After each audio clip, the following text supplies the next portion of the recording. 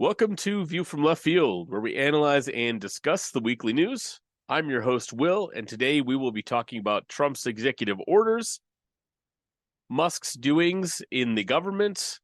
We'll be talking about the recent plane crashes, and we will also be talking about Trump's attacks on the NLRB.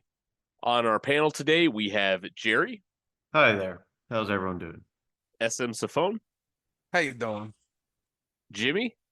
Hey, folks. And Tex. Hey, everybody.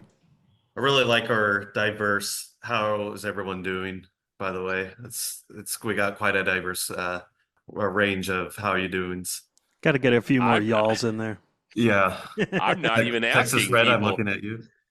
I'm not even asking people how their day is going. Just answer it. I also, if you can't tell, I have been sick the last couple days, or I was on like Thursday and Friday. There must be something going around the job sites here, because I've been just all stuffed up, and it's not great. I got it out here. Yeah, it's going everywhere now. It's all over the place here in Staten Island too. Did anybody else get a flu shot other than me? Because I feel great. There's something to those things, I guess. I was never into it before, but I am now. Well, I'm a steadfast flu shot giver or getter. I was supposed to. My daughter wasn't. They come around to the different job sites where I work, and when they were at my site, my daughter's in the hospital, so I missed it. Yeah, I got one this year. I normally don't, not because like I disagree with them. I feel like I'm just lazy. And the time of the year comes around, it's like time to get your flu shot. And I'm like, but I don't want to go drive down there and get poked. Oh, like, I don't really care. I get any type of shot. I'm done for the rest of the day. Yeah, sure. Yep. Oh yeah. But this year, the job site I was working at, the company was requiring people to get flu shots if they wanted to work on the job site, and so conveniently our union was having a blood draw, health screen on a Saturday, and then they were also offering the flu shots. So it was like, okay, why not? I guess let's just do it.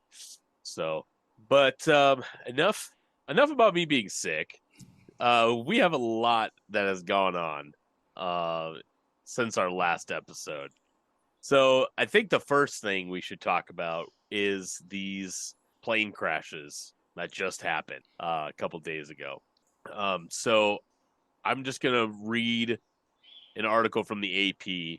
This was on the and SM let me know today that there was 2 plane crashes. I didn't even know there was 2. I thought there was just the one in DC, but he let me know that there was one in Philadelphia. But the first one from AP, it says collision between helicopter and plane kills 67 in nation's deadliest air disaster since 2001. It says a mid-air collision between an Army helicopter and an American Airlines flight from Kansas killed all 67 people aboard the 2 aircrafts. And by the way, that 2001, that was 9/11. So is that really what they're going off of? Biggest 9/11? Disaster since 9/11. Air disaster. I guess, yeah. No, you're right. Would you spell that out? It says as they scrutinized the actions of the military pilot after the country's deadliest aviation disaster since 2001, of course, at least 28 bodies, including all 3 soldiers who were on the helicopter, have been pulled from the icy waters of the Potomac River as recovery operations continue. And then they just say the cause of collision is unclear. National Transportation Safety Board said it was too soon to speculate, pledged to release a preliminary report within 30 days. Officials say flight conditions were clear and the jet coming from Kansas was making a routine landing when the helicopter flew into its path. And lastly, on this, I want to give a quick correction. It's actually not since 9/11. Is it not? What is it? There was a plane crash in New York 2 months after 9/11 that killed 200 and something people. Oh my God. And lastly, it says Trump blames DEI. President Donald Trump blamed the crash on federal diversity initiatives but provided no evidence for the claim and later acknowledged there was none. He later signed an executive order to stop, quote, woke policies in federal aviation. Woke policies. We're going to be hearing this all for the next 4 years. Yep. It's something stuck with this, and it's hard for maybe me to gauge because it's so just like on the front, like racist. Like when he starts talking about people that are like not intelligent and or like IQ. Whenever anyone starts talking about IQ, it gets a little race sciencey, and that's for some reason this is sticking. But go on. Yeah, and I wanted to ask SM because I think I had seen that you said something a couple days ago, I think, on this that, when we're especially the first crash, but it probably includes the second one.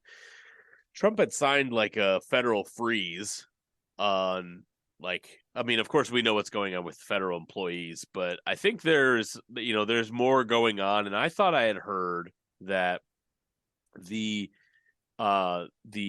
traffic controller was having to handle multiple I don't know multiple anything. flights at one time. I don't I know don't if know. you know anything about I that. don't know anything about that, but what I saw, a lot of the stuff I seen was the helicopter was definitely flying higher than it was supposed to. The plane had the right of way. The plane was cleared to land. From what I saw, of course it was all at this point anything's going to be speculation. It's still too early to know really what happened, but I think it was on Twitter. They had I refuse to call it its other name. Like somebody had the recording from the Black box. no, not the black box, but the recording from the radio. The actual And tower. The actual the actual tower. tower, Oh, yeah. okay. And they cleared the plane to land. They asked the helicopter if they saw the plane. Helicopter acknowledged they saw the plane, but apparently there was also a plane taking off on another runway at the same time. That's the plane they saw. They didn't see the plane that was landing.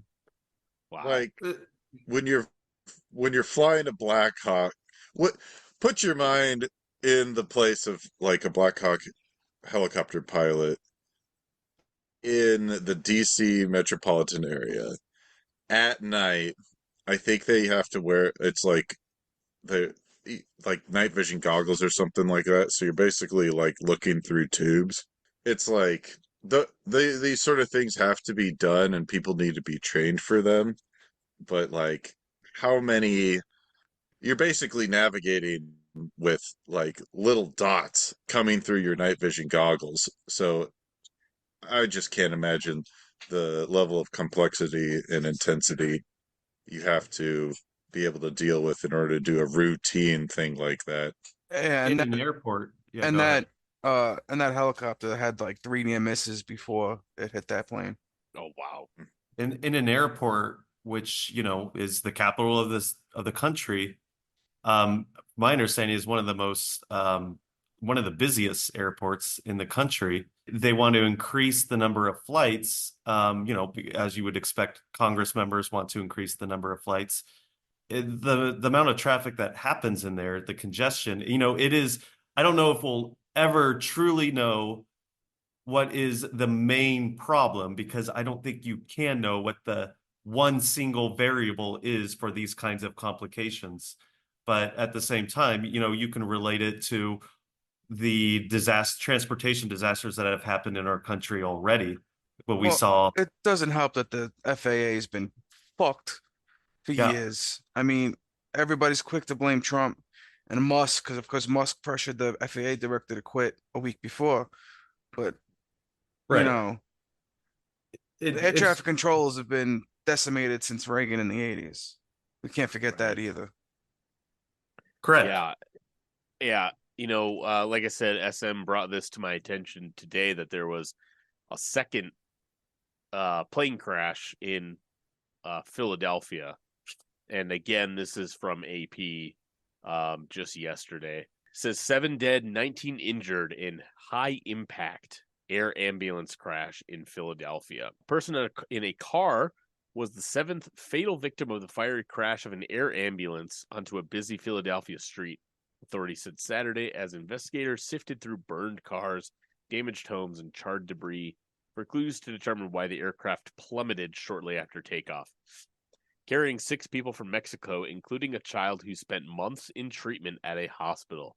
The Learjet 55 went down just after departing from the Northeast Philadelphia airport, creating what witnesses describe as a massive fireball, shaking houses and leaving a chaotic street scene. It says the plane took off, reached about 1,500 feet of altitude, and then plummeted in a steep descent, crashing less than a minute after takeoff in what National Transportation Safety Board Chair Jennifer Homendy called a high-impact crash that left the plane highly fragmented.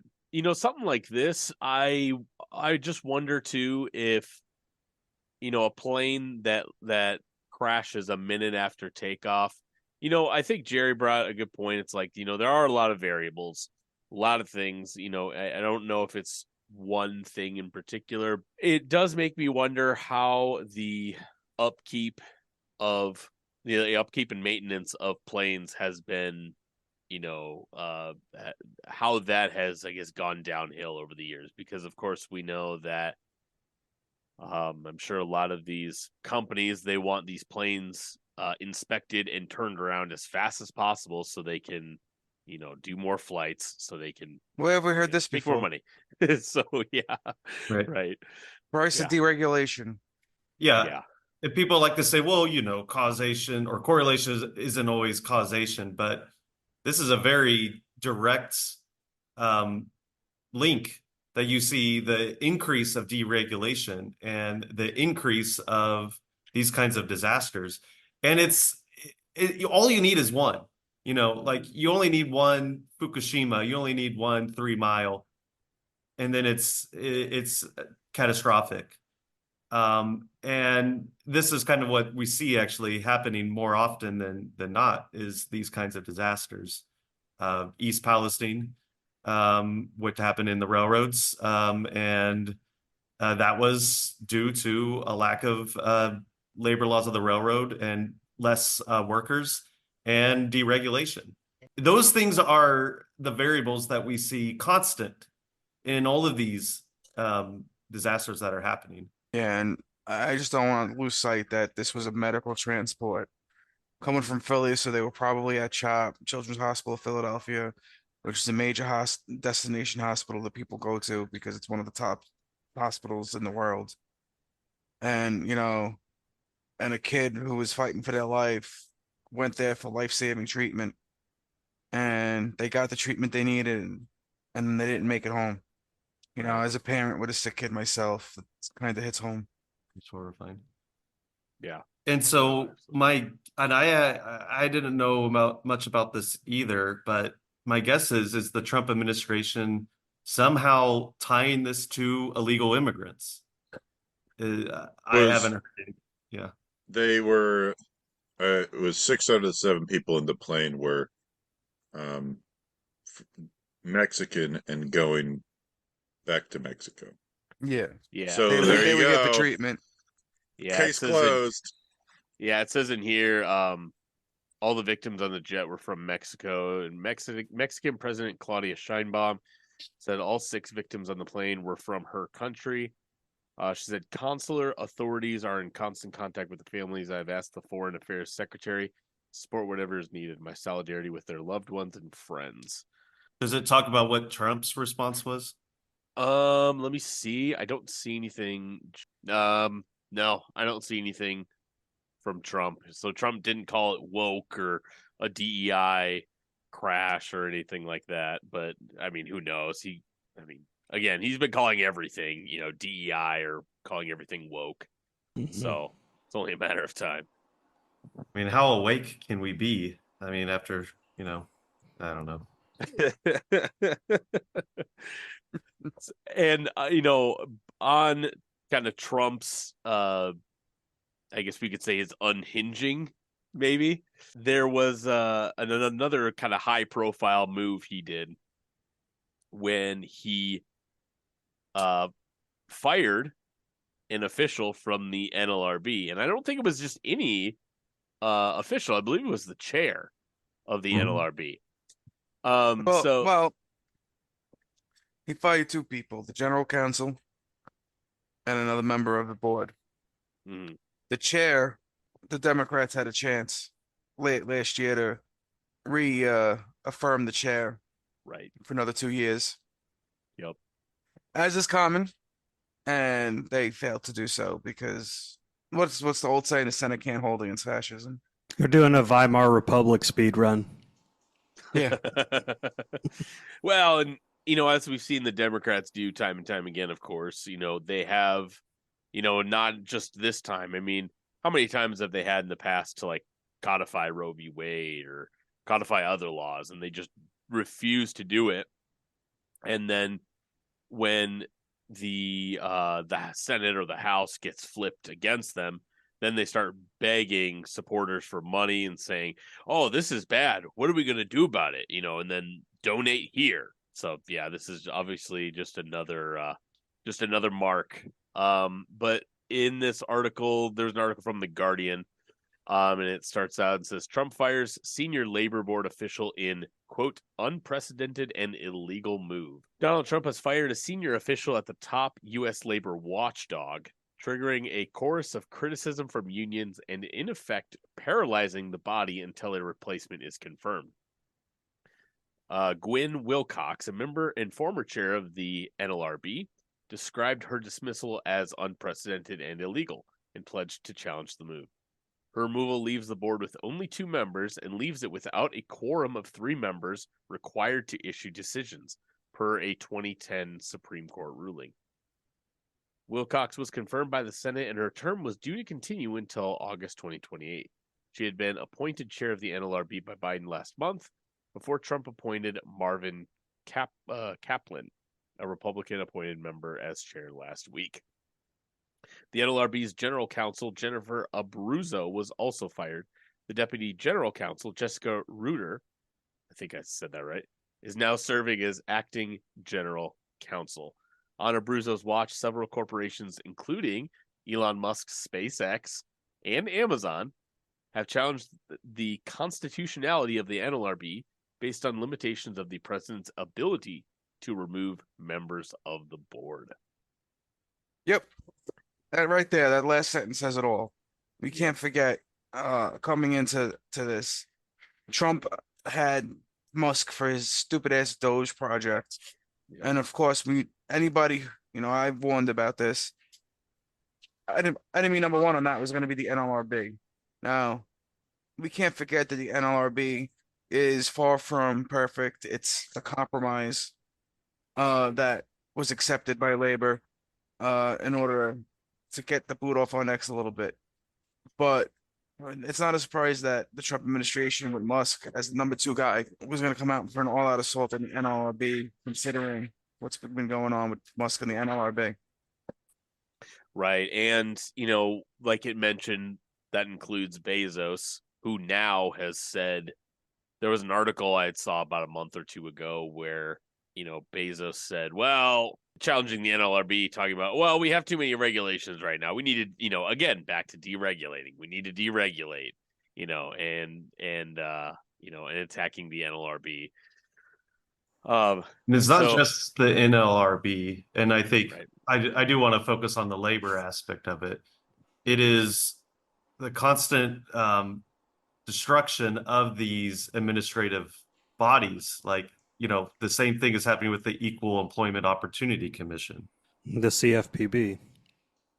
and it's because, and they're not perfect. Like the EEOC is not perfect. Obviously, it's coming from a more corporate kind of understanding of what we think of affirmative action.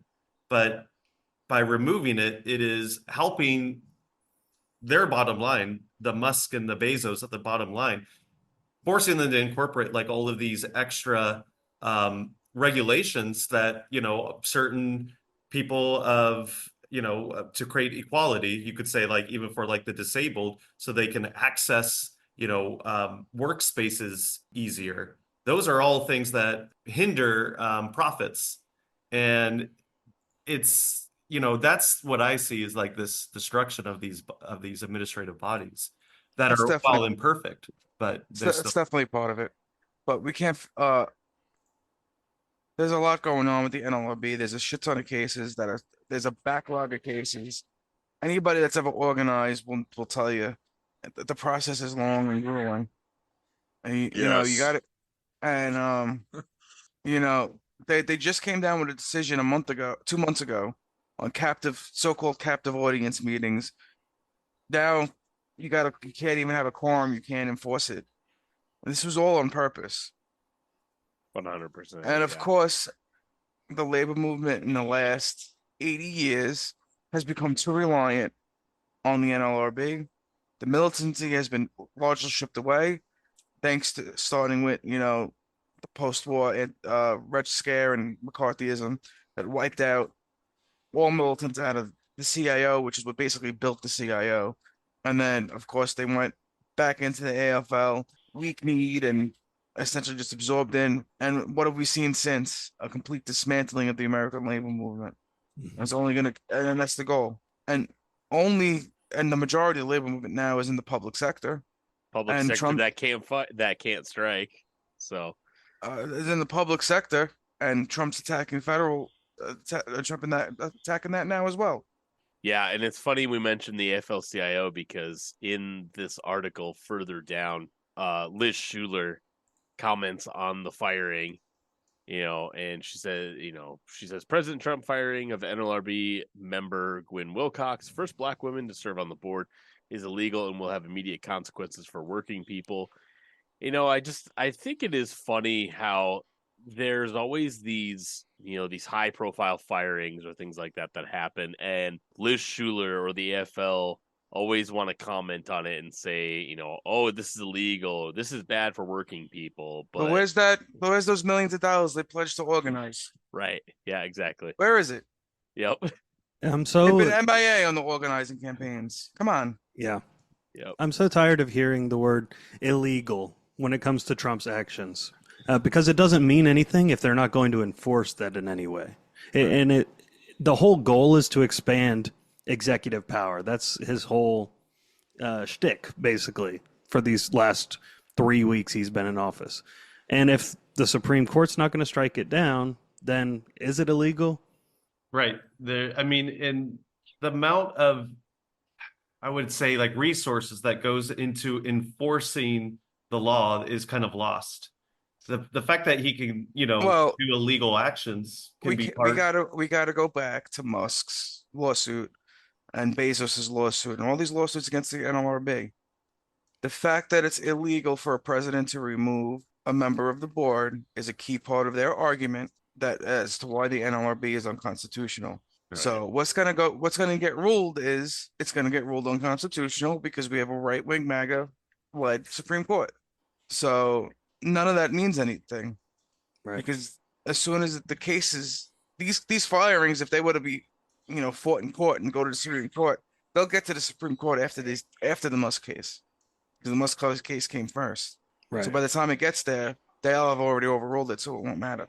And continuing this attack on workers, to make it matters worse, this came out on January 31st from Reuters.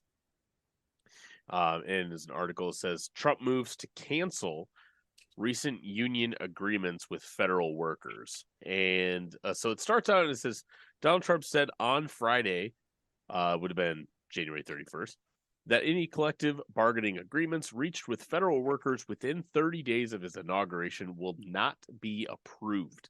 The latest salvo in the U.S. president's bid to remake the federal workforce. In a memo addressed to the heads of all executive departments and agencies, Trump said former U.S. President Joe Biden's administration purposefully finalized collective bargaining agreements with federal employees in its final days, quote, in an effort to harm my administration by extending its wasteful and failing policies beyond its time in office. It was not immediately clear how many agreements would be affected by the new policy, which refers to them as, quote, lame duck collective bargaining agreements. The move comes as President Donald Trump embarks on a massive makeover you could almost say takeover of the U.S. government, firing and sidelining hundreds of civil servants in his first steps toward downsizing the bureaucracy and installing more loyalists. And of course, quickly, there was that whole thing, about a week ago with the federal employees where that resignation program where people could, I think it was they could resign from the federal government or they could quit their job and they would get like a severance of some kind. It's Well, there was crazy. also the order that forced anybody that's on remote work back into the office. Mhm. And this executive order is a response to that because these collective bargaining agreements blocked a lot of federal workers from going back into the office from remote. And that is a soft firing in and of itself. A lot of people Yes. who are working remotely have already moved. They're not, or their offices are shut down, so Yeah, right. They they can't don't even really have go a choice back to if go they back wanted into to. the office. Yeah. And that is how a lot of corporations in the private sector deal with, layoffs in this soft, like you said, a soft firing is, well, everyone come back. You got pretty comfortable with your lifestyles under COVID. Well, too bad. Now we're going to force you in. It was very helpful Right. and productivity was just the same. But no, we need to find a way to lower the numbers of employees on our payroll. And that's what they're taking. And it's kind of this is ideological to some sense, but it's, their bottom line is to create these austerity programs, then stop paying the government as much with those resources. And it's all part of the plan. But the point that I was trying to get across was kind of, these resources into bringing up the cases against Trump's quote unquote illegal acts.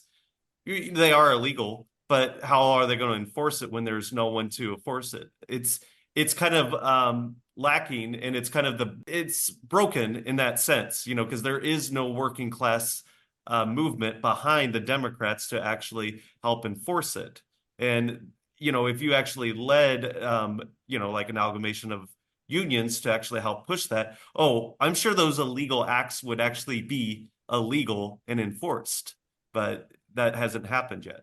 Well, the unions and political action have been completely decimated. Um, and it started with the right wing and the CIO completely attaching itself to the Democratic Party in the 40s. Uh, Unfortunately, and then it's that same right wing and the CIO that worked with the federal government to wipe out all the militants and communists and socialists and any type of militant class-oriented trade unions that in any way, shape, or form. And that's become an over-reliance on our friends and the friends of labor and government, as opposed to a constantly organizing and maintaining a militant and organized rank and file movement.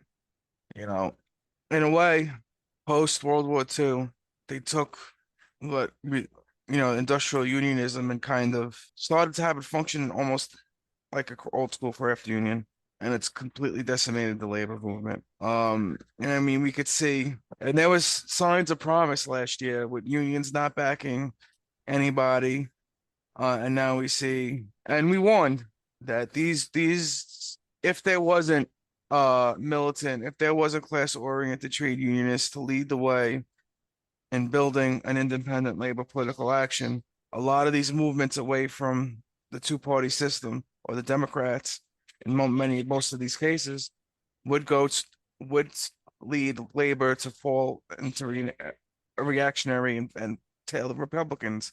We're seeing that with Sean O'Brien now. We're seeing that with the Harold Daggett and the ILA, the way they've fallen behind on Trump after, praising Trump and essentially giving him all the credit for this collective bargaining agreement well, I don't even know if it's been approved yet by the membership. So let's say tentative agreement for now. And that's what happens when, there is no rank and file movement to pressure the business unionist leaders, the misleaders of labor, as we historically like to call them. And we're stuck in this rut. But the organizing's got to be bottom up. We're not gonna change Yeah. anything if it's not. Yeah. So who might who might be a good leader for what we are kind of wishing for or calling for here, and why is it not Bernie Sanders? like because that was That's why I I don't sigh, know. because that's who I Yeah, thought. Because you see him at least pushing for bringing up why they fired the people in the NLRB, which, is most than anyone else in Congress is doing. But how far is that going to go when I don't see I mean, maybe the unions are supporting that as well. I don't know. When I just say the unions, it's very broad, but I also don't see like the movements of that are fighting like racism connected, because when I think of like affirmative action and what the civil rights movement did, and that got kind of pivoted towards what the EEOC did and kind of making it more corporate to kind of lessen the amount of working class solidarity of tying it to racism and the working class and women's rights and all these things together. I kind of see like how they pivoted towards DEI and the corporate model of that kind of weakens that whole civil rights movement. And I think that is kind of a failure in, if you want to call it the left, is pushing that connection between labor rights and, discrimination on racial barriers or women or LGBT or anything like that. And I hope some people like Bernie is pushing that, but I don't know. It just seems a where do little workers suffer rhetorical. these discriminations the least? In unionized workplaces. Now, what happens is the bosses try to turn everything on its head. All right. Many bosses will use DEI against unions. So like we've seen it where in you organizing campaigns, companies try to say, well, the boss here in this location is black, so you just go in and get like they try to turn it on its head, use it against the workers, which is always bullshit. But what happens is if there's not somebody there to recognize what's going on and explain it, it's gonna cause a lot of resentment. Divide and conquer at its worst. The round picture of what you're trying to say and what you are saying is that the system is working like as it's intended, right? Everything's working the way it's supposed to. There's a reason why the institutions that they are telling us should stop these things are not stopping them. And that it's our responsibility as the workers to organize and build something from the ground level that can, actually hold these leaders to account, right? Yes. Yeah, there's no unifying message besides, I would say, or message. And when you see these different groups connect to some progressive issues, but then, when they start connecting it maybe to the working class, and when they bring in like, oh, well, there's a lot of quote unquote racist unions, which is a lie, as I think SM Safone just expressed that. But Well, this is what the bourgeois media would do in this kind of you're message. well, hey, there's a lot. We can't Sorry, forget. but We can't forget. All right. The history of the labor movement. All right. It's the industrial unions. It's the militant class oriented unionists that led integration, that was anti-racist. correct. The craft unions historically were very racist. And Yes. there's still a lot of that left. Not necessarily the racism itself, Yep. but the effects of it, because for years, black members weren't allowed in, Hispanic members weren't allowed in, women weren't allowed in. It it doesn't just wipe away overnight as they That vote. is the only thing that gets, So propagated is the that- racist issues, ignoring all of the progressive accomplishments of unions. But well, again, we're talking about industrial unions and craft unions. A lot of that progressivism does not come out of the craft unions. The craft unions are historically reactionary. And a lot of them have been unwilling to organize, like the Yes. unorganized and things like that. I mean, like we even see that today, like in the electrical union. I mean, a lot of these guys, I work in the commercial area, but a lot of the commercial electricians look down on residential, and it's kind of that same way where, in I would say maybe in other trades or industries, there is a lot of like sticking your nose out or looking down on other areas of the trade just because they aren't, because you think, oh well, they're not as important, or you don't feel a need to organize this other sector of workers. So who I yeah. think does a good job of making that unified message clear is Gus Hall, which I was hoping you would bring up something. Yes, So Jerry had shared a really good quote from Gus Hall. So this was from, do you know what book this is from, Jerry? I think it's called Fundamental Basics by Gus Hall. Okay. Basics, and just basics. Oh, just basics. not fundamental. Even more basic. Basic. Yeah. And the chapter that it came out of, or the section, is called Anti-Sovietism Serves as Smokescreen. And, reading this, one of the paragraphs that stood out to me starts out, it says, anti-Sovietism serves as a smokescreen to deflect the rising anger and militant fight back of the people against the twin monsters, the unprecedented military budgets, and unconscionable corporate profits, the real enemies of the American people. It serves as a smokescreen to persuade the people they must accept more sacrifices, more austerity, more belt tightening, and to create the image that to reject this assault on their standard of living would be anti-American, unpatriotic, and against national interests and national security.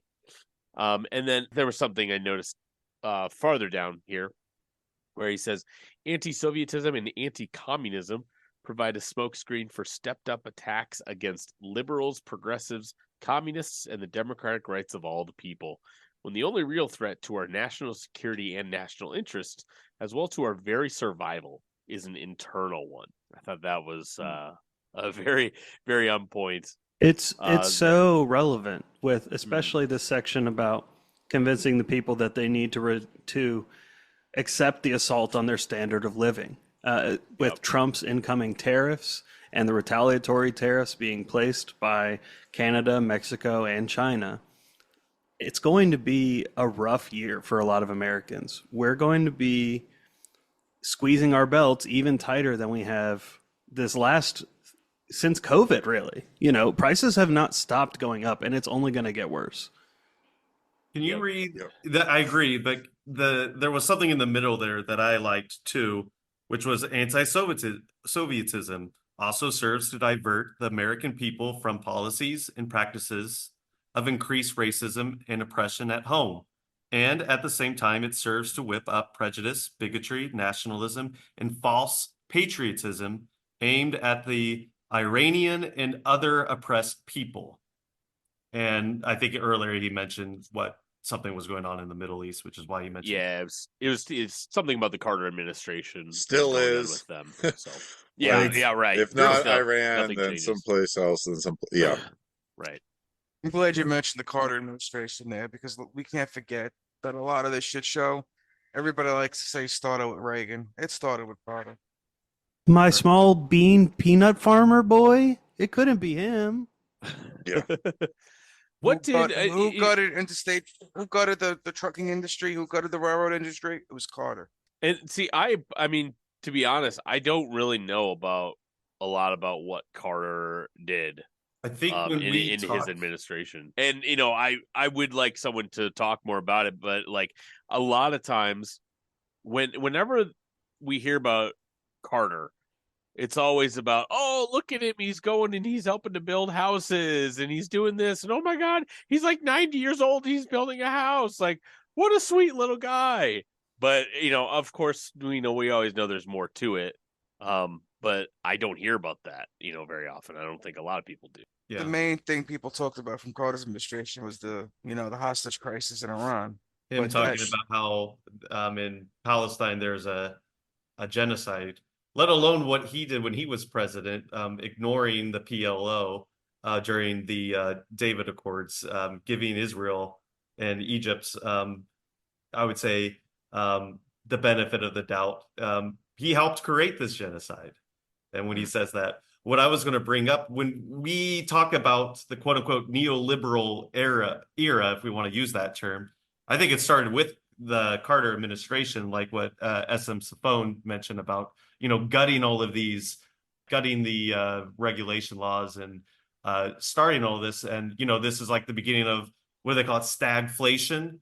But really, it was just the excuse to kind of create this neoliberal hellhole that we live in today. Yeah. Good point. To kind of circle back and go to what Musk is doing, because that is one thing, especially now with Trump being in office now. It's like, going and reading some of these articles about, how much Musk has been, kind of in the background now trying to do this work. So Jerry had shared this article, and it's a little old. It's from October 20th. So before the election, before Trump was even president, but I think it helps to show the groundwork of, what these people were planning. So this is an article from Drop Site, and it was from Ryan Grimm, and it's called "Why Elon Musk's $1 Million Presidential Lottery is Ominous." So he goes on to mention, so he says Elon Musk can never be president. Born in South Africa, he is constitutionally ineligible for the job of chief executive, but there is a role he can take: CEO of United States of America, Inc. Earlier this month, Elon Musk quietly incorporated United States of America, Inc. at the address of his family office in Texas. News first reported by Sarah Emerson in Forbes and confirmed by a search of Texas corporate records. While Musk's precise plans for United States of America, Inc. aren't yet known, it doesn't take much of a squint to see the outlines of his vision. And later, if we go just a little farther down, he kind of starts to paint the picture by asking, well, what is Musk trying to do here exactly? What is Musk trying to buy here exactly is what he says. Musk's vision for America, a place of high personal and economic freedom where political activity could become criminal under the rule of tech-controlled joint stock companies, is one of the most important stories of this election. Whether a vehicle for political activity, shielding activities from oversight, or more formal attempts at corporate capture of the American government, United States of America, Inc. points in a clear direction: capitalizing on the government for private gain. But there's little in Musk's past or present that suggests he's interested merely in the quotidian government contracting corruption. His admiration of Argentina's libertarian president Javier Milei and El Salvador's crypto sovereign Nayib Bukele, I'm sorry, I probably butchered those, executives rising out of the philosophical firmament of the new right suggest a deeper project may be underway. So I thought that sentence that he said right in the middle there, capitalizing on the government for personal gain. I mean, that's where we can see a lot of, the challenging the NLRB, the dismantling of government services, even. Because something else that got brought up too recently was that Elon Musk had been in the Office of Personal Management in the Treasury Department and General Services Administration, and he had sent staff in there to gain access to the systems and stuff that handle social security and Medicare and things like that. So we're really seeing this again, this taking the government for personal gain or using it for his personal gain, because he can look at if he can get access to all of these programs and these things, and he can say, well, we're cutting wasteful spending. It's wasteful spending for Medicare or Social Security.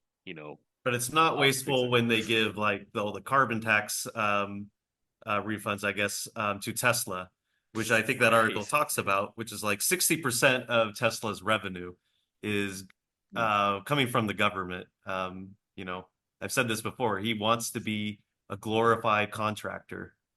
He wants to be the government contractor whether it's through SpaceX, Tesla, or anything. What is that, Starlink too, or whatever?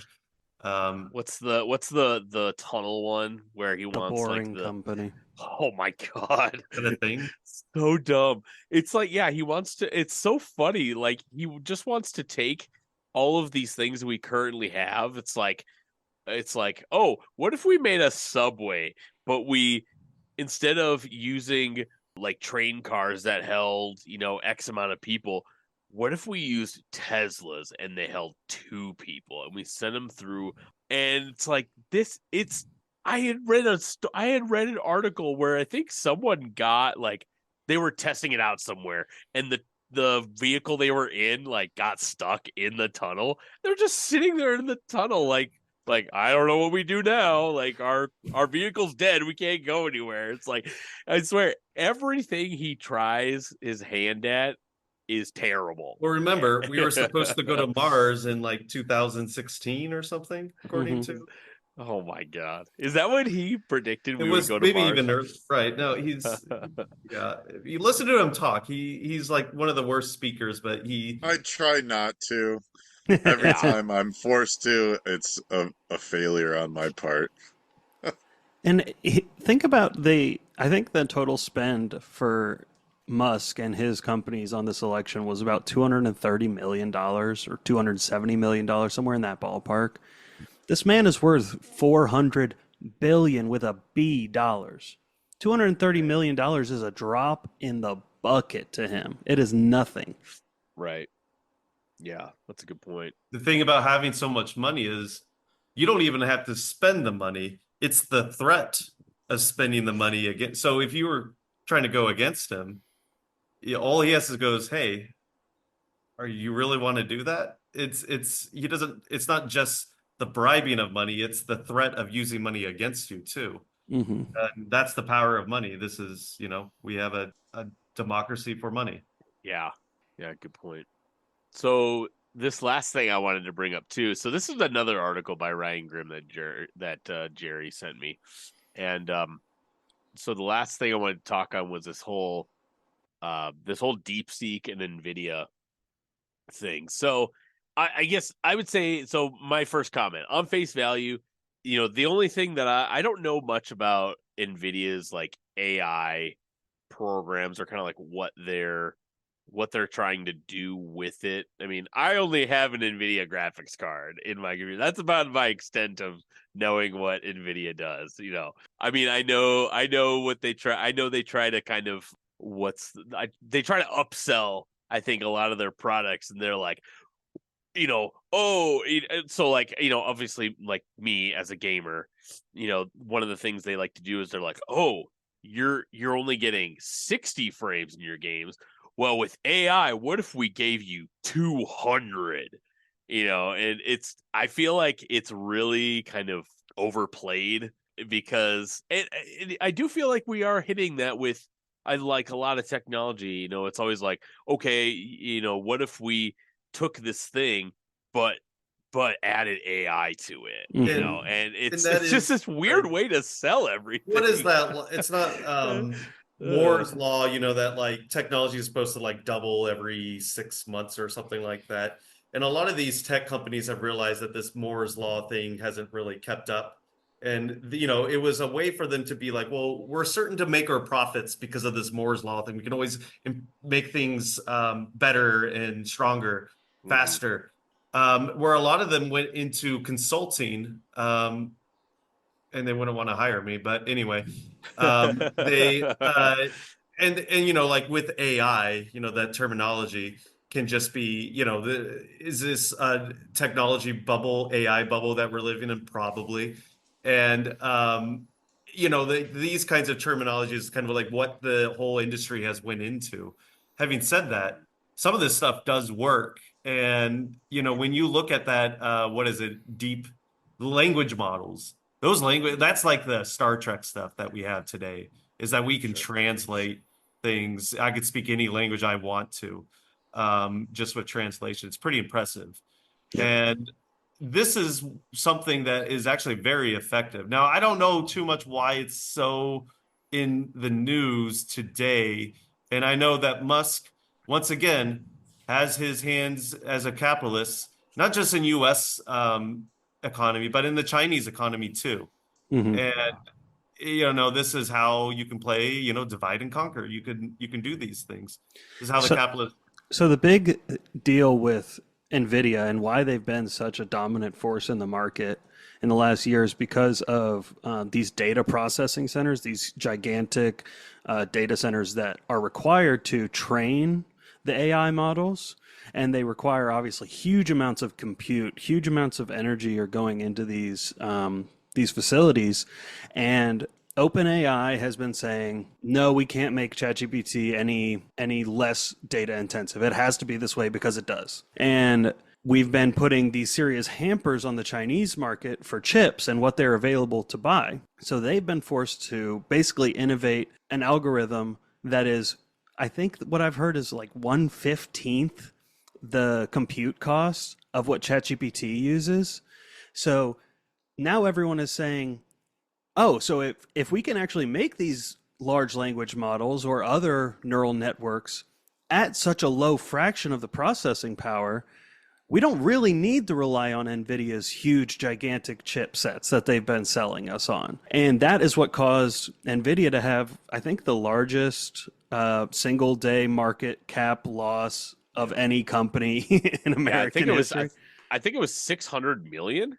They Yeah. lost in a day like that, which, I'll be honest. I think that is funny that is the largest, because I thought historically, or I thought maybe like a couple years ago, I had seen drops larger than that. Maybe not. I don't know. It's such a mind-boggling number too. It's like $600 million market cap is the largest in one day. It's like, okay, how does that affect me? Like, Yeah, it doesn't. Right? But so going back to this this article on DeepSeek, I wanted to read a little bit of this. So he starts out and says U.S. tech stocks are plummeting as China looks to be exposing American companies involved in AI as wildly overvalued. Definitely true. It's a predictable consequence of how the American government has approached Silicon Valley and vice versa. This isn't the kind of thing we normally cover, but we don't quite trust the US media to tell the story accurately. Oh, I think they had like an overseas correspondent with them on it. So then it says anybody following it casually has seen how it went down. US tech companies, with the support of the federal government, built up a dominant global position through innovation. I think they're talking about a couple decades ago. But then they mention Microsoft, one of the first major companies to rise, tried to put a halt to that innovation by buying up and or crushing its competitors. But the U.S. sued it in 1998 for violating antitrust laws. The Bush administration settled the case, backing off the effort to break them up. Followed was a bipartisan embrace of big tech. Bush and Obama era saw unbridled growth in mergers. As tech companies saw smaller firms innovating, they would buy the company, kill it, and absorb some of its staff. Now it's become clear that the moat the U.S. built to protect its companies from domestic competition actually created the conditions that allowed them to atrophy. They got fat and happy inside their castles. Their business pivoted from technological innovation to performing alchemy with spreadsheets, turning made-up metrics into dollar valuations detached from reality. Now DeepSeek has exposed the scam. With a tiny fraction of the resources and without access to the full panoply of U.S. chip technology, the Chinese company DeepSeek has pantsed Silicon Valley. The U.S. company OpenAI began as a nonprofit dedicated to making AI widely available. As its name suggests, its top guy, Sam Altman, managed to transition it to a for-profit and close it off. Now DeepSeek is ironically fulfilling OpenAI's original mission by providing an open source model that simply performs better than any in the market. Meanwhile, here in the States, Trump is celebrating a $500 billion investment in Texas to fuel AI computer power that appears to be made obsolete or much less relevant thanks to DeepSeek's innovation. The social contract struck between the U.S. government and Silicon Valley, which the American people became an involuntary party to, was straightforward. We will let a handful of tech bros become unfathomably wealthy, and in exchange, they will build a tech industry that keeps America globally dominant. Has anyone in their local areas notice what do you want to call them, like these factories, these computational factories, like sprouting up in their local neighborhoods and stuff? Like, is that like are you talking by computational factory? You mean like a place where they store all this data, all the servers, and so I don't know what they were building them exactly for, but I have a cousin who was they were building this is in Iowa. They were building, and I think it was for Microsoft. They were building 4 big buildings in Iowa, and I don't know if they were all to house like servers and this AI stuff, which, I think would make sense, especially that they would go to somewhere like Iowa. It's like, oh, or like, because I'm in the Midwest, of course. It's like In the all this Midwest, open land, Yeah. there's nothing here. Let's just DeSoto it's like King. it's like that joke. It's like the joke where it's the picture of like the mountains, and like, oh man, a Dollar General would look so good out here. Like let's gentrify this area, kind of thing.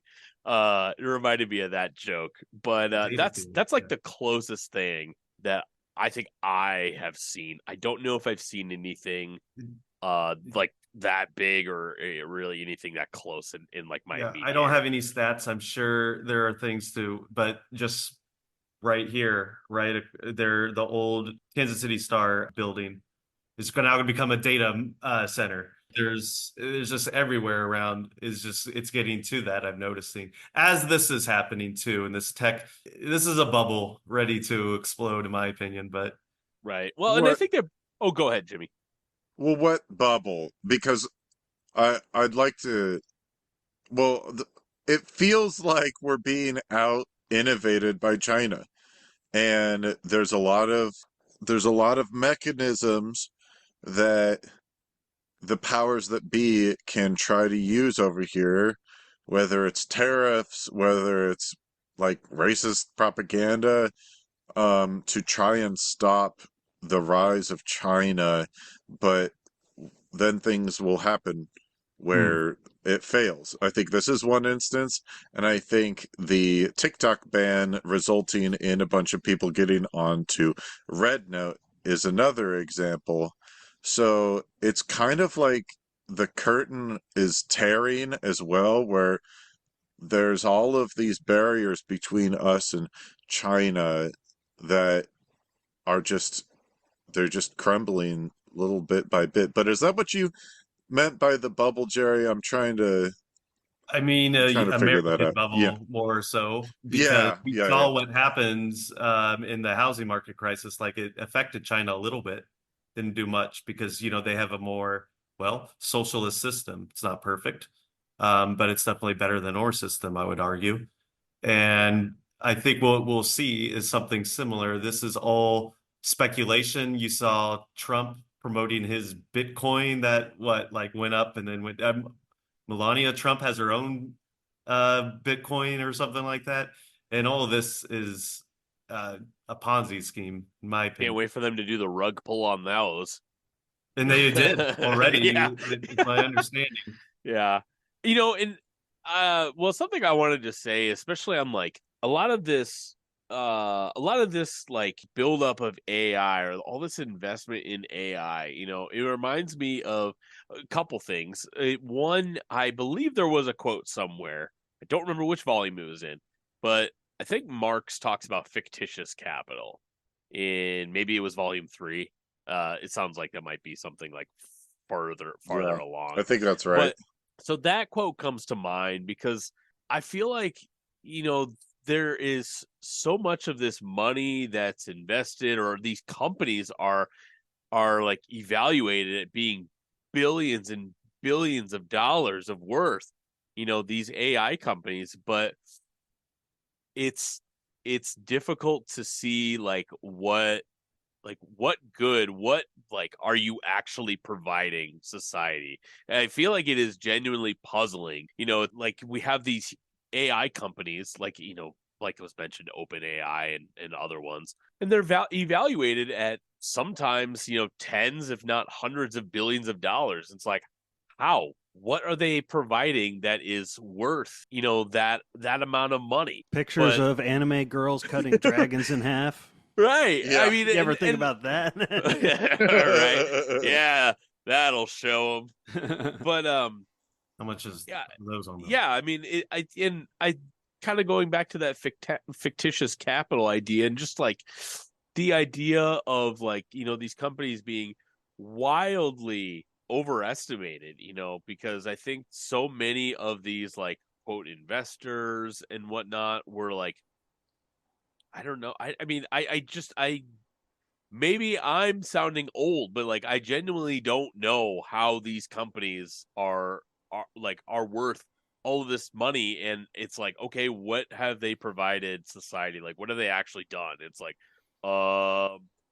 you can ask the AI questions and it'll give you factually incorrect answers. Like, I think a really big one is computer science and okay, programmers. You know, 15 years ago, people were really hyping up learn to code, learn to code, learn to code. Because there was an Obama, issue in the yes. labor market with not having enough people who could code. And now there's a abundance of people who can code, and they get paid a lot of money. And so these companies are selling their other rich friends on the idea that, hey, what if you could just get one guy doing the work of 100 coders using ChatGPT to write all his code? oh my God, that sounds like a disaster. It is. And remember Greenland? We need to annex Greenland. Well, Yeah. my understanding is Greenland has a fourth of like the rare minerals. A lot of these tech companies need those rare earth metals to run a lot of their computational power, whether it be in the CPUs or their GPUs like NVIDIA. And I find that very interesting that that has been the narrative under Trump is Greenland. They're trying to compete with China with a lot of these who also during these tariffs that are going to happen. Yeah, thinking about that. We will coup who we want, get over Yep. it. Including Yeah. Greenland. Yeah. Well, with that, I want to thank our panel today for coming on and having once again a productive discussion on everything. And you know what? I even learned a couple things today. So I will say that I didn't just come here to talk to some people. I actually did come and I learned a couple things. So with that, do any of you have any final comments? Just sorry I missed a good part of the last half of that conversation. Had some issues here at home. But good night, everybody. Good night, Good everyone, night. and protect Good your night. wallets. Yeah. Thanks, everyone.